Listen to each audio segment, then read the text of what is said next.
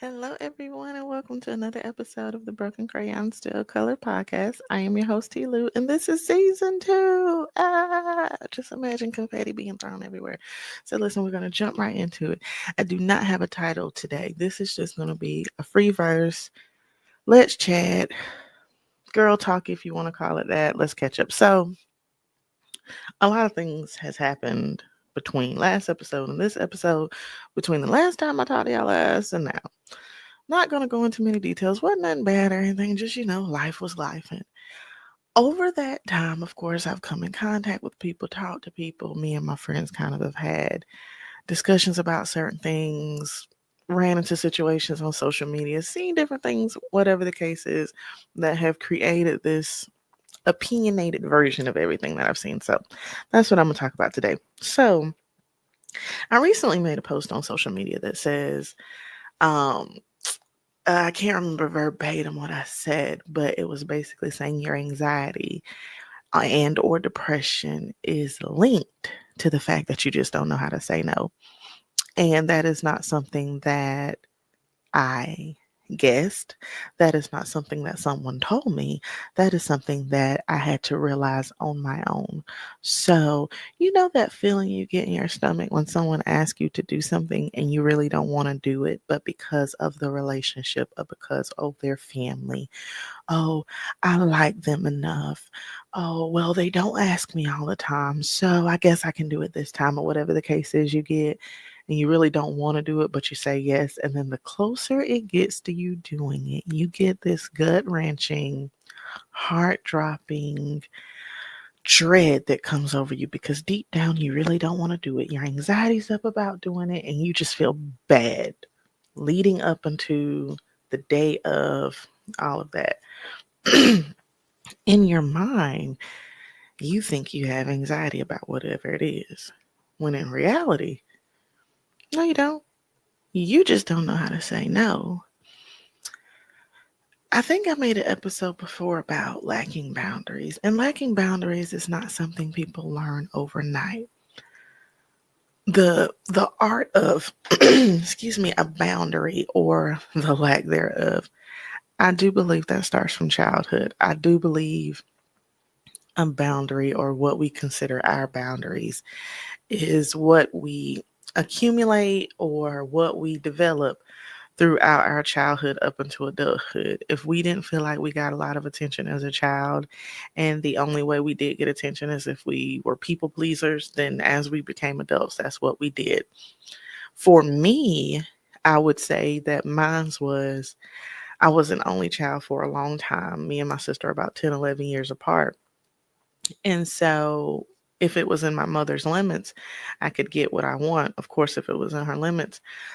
But because of my father's presence or lack thereof, it was easy for me to say, yeah, yeah, yeah, yeah, yeah, yeah, yeah, I'll do it, I'll do it, I'll do it, I can get it done, I can get it done. And I became this adult child trying to make sure everyone was happy with my work. Um, Leading up into, teenage years, early adult years, where I felt like I had to do whatever everyone asked of me to be liked. Um, and it wasn't until I just got fed up and was like, no, when I learned the power of my no and learned how it affected people and how, oh, you weren't really close to me because you liked me. You are close to me because I always said, yeah, oh, okay. Now I know the dynamics of this friendship. Now I know the dynamics of this relationship. Thank you. You saved me a lot of time. Once I learned that art, it taught me a lot about boundaries. It taught me a lot about standards. It taught me a lot about what I would and wouldn't put up with. So I do believe a lot of people do not suffer from anxiety and depression. I think a lot of people suffer from the fact that they don't know how to say no. Now, of course, there are a lot of non negotiables. There are things we can't say no to, right? Like if our kids say they're hungry, we can't say, I don't care. You ain't getting nothing to eat. No. And I mean, you can, but it's kind of frowned upon, and you'll probably be in jail by the end of the day. We don't want that. So there are a lot of non-negotiables when it comes to boundaries, but we have to pick and choose. Now, with that, there is a caveat. We can't say no to everything depending on what is being asked, because of course we do live in a society where things will be asked of us at work, things will be asked of us from our family, and just in order to function, there are some things that we're going to have to agree to, but there are a lot of things we agree to that we really don't have to. um, Now, with saying that, I am not diminishing anxiety and depression by any means. I work in behavioral health.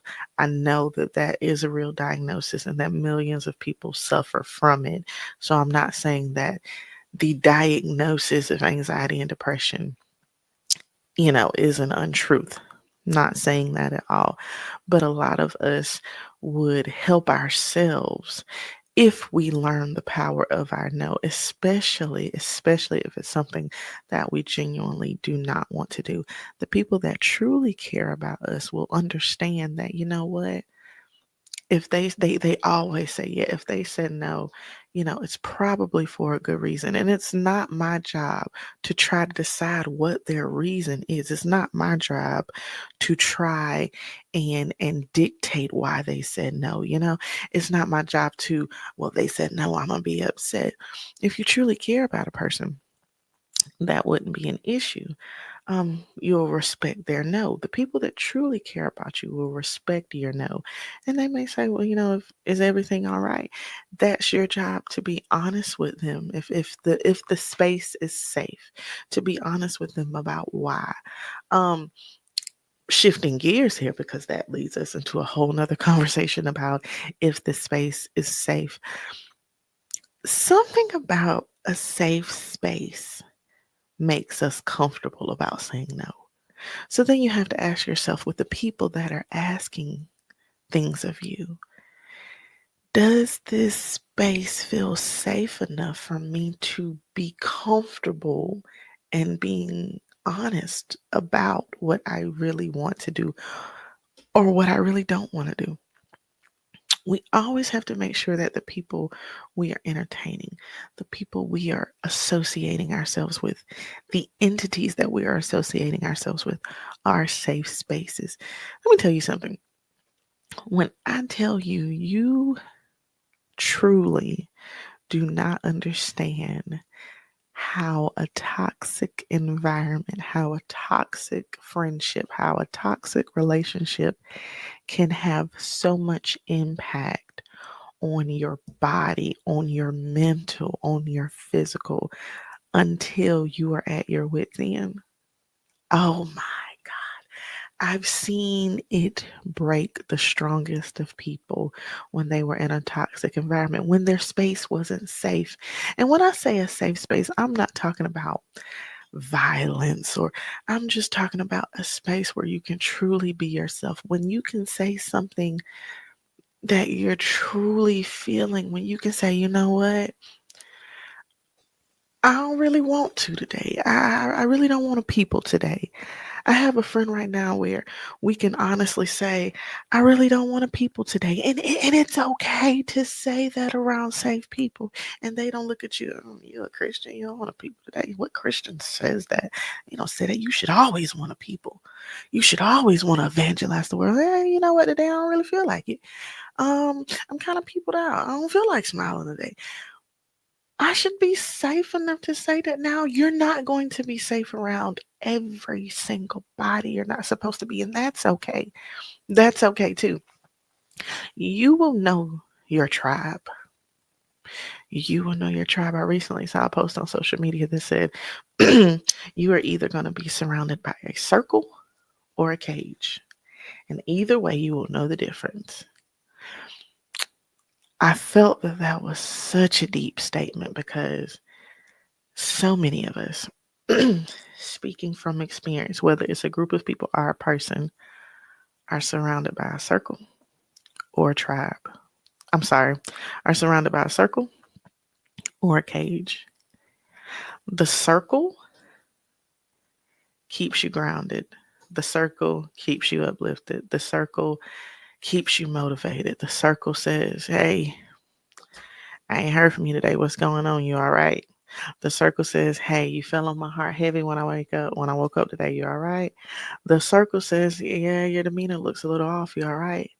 The circle pushes you to be your best self. The cage, oh, we already know what the cage does because all of us have been around cages.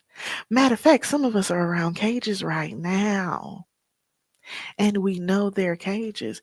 But because of our lack of boundaries and because we don't know how to say no, and because, well, they don't have anyone, and because, well, we've been friends for 10 years, and well, because we're family, I just can't let them I can't say no. I can't disconnect myself, but they're a cage and they're not a safe space and they're weighing you down and they're tearing you down. And you, my friend, are falling apart because you don't know how to remove yourself from the cage. What is a cage? Okay, fine. We'll break it down even further. I have time. A cage is equivalent to a prison. A cage is equivalent to a box. A cage is equivalent to something that holds you down. A cage is equivalent to chains. A cage is equivalent to handcuffs. A cage is equivalent to a gate. It is something that holds you in so that you cannot get out, so that you cannot be your best self, so that you cannot be free. Some people, I've heard people that have gone to prison or been in prison, it's a cage. You are not free to the world. You are confined in a space. That's what a cage is. The people we are hanging with, the churches we are at. I won't go there. I won't go there. I'll back up. I'll back up. Okay. We won't go there. I don't have time. But some of these things are cages. The jobs, anything we associate ourselves with that are holding us down, that are not allowing to be our best selves, that are not pushing us to be better, that are not pushing us to thrive, that's a cage. A cage could also be a marriage. Listen, I am for marriage. I am not against it. But if that marriage is not a safe space, dot, dot, dot. I'll let you fill that in. Do with that what you will. Every area of our life is supposed to be a safe space. Every area of our life is not supposed to be a cage. No area of our life is not supposed to be a cage. Matter of fact, I'll go a step further and say even we can be, excuse me, our own cage.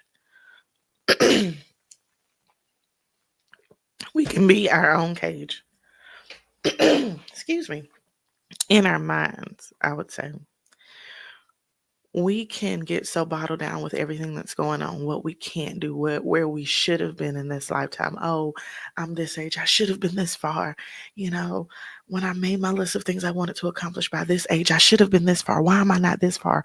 We have created a cage in our mind, but because we're not where we thought we would be at this age now, oh, well, I'm going to give it all up. Instead of pushing ourselves further, now we've become our own cage. And now we don't know how to tell ourselves no. We don't know how to set boundaries with ourselves because we've become our own cage. So now I have to add to the list that on top of people and entities, ourselves. I've said this before too. The enemy can be the inner me. Not we lack boundaries with our own selves. Not we don't know how to tell self no. Not us. Listen, we've come too far. We've been through too much. Some of us have gone through so much trauma in our lives that it would make an amazing lifetime story for us not to be at this point, at this big age, not comfortable in saying no to the things that we really don't want to do. And for what reason are you not saying no? Who are you? Why? Who are we trying to impress? If saying no is going to cause you sleepless nights, blood pressure up, heart racing, hands shaking, then why is it so hard for us to do? Why is people pleasing what we feel we have to do? We rather please people than have peace with ourselves.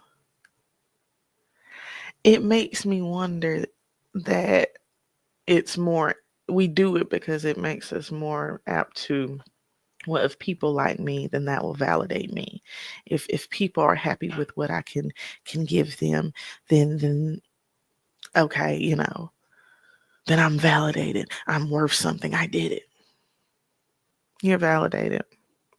I can tell you, when you were validated, if, I'm going to just tell you, I'm not going to ask you. You were validated when your mother birthed you. That was your validation. Period. Period. Nothing else to be said. That was your validation. If you are able to listen to me, that means you are breathing. That's your validation. You didn't know I was going to be in here talking about this today. You did not know that you were even going to click on this and hear this. You didn't even know this was for you. That was all the validation you need. Every day you wake up and you are breathing and you are able to get up.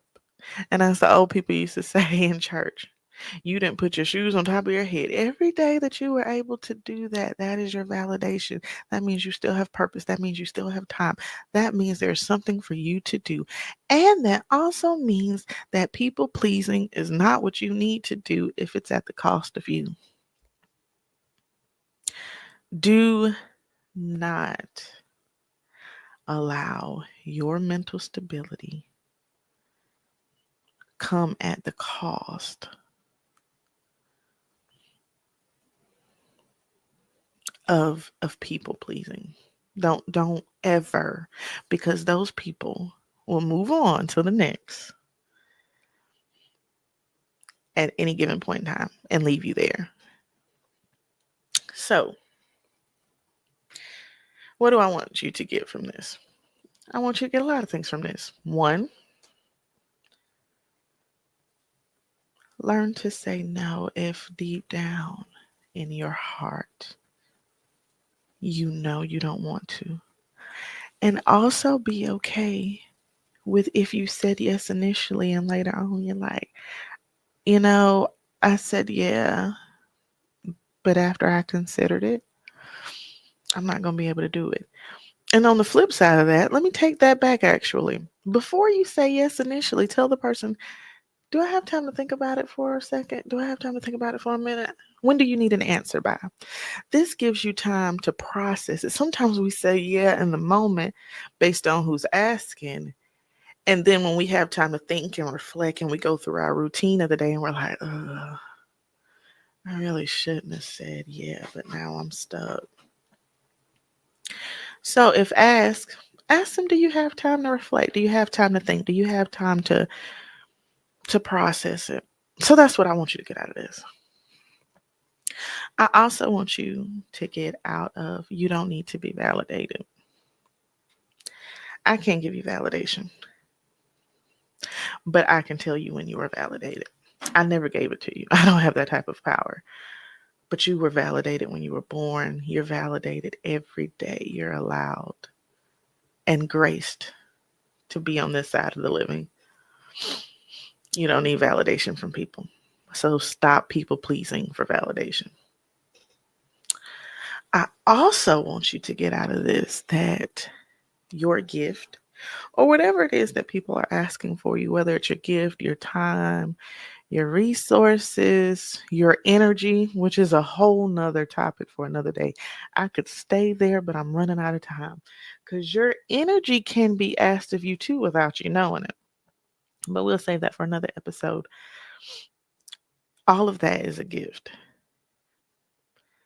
You were given to it. And if somebody gives you a gift, if I gifted you with a diamond bracelet, you would protect it because it is valuable.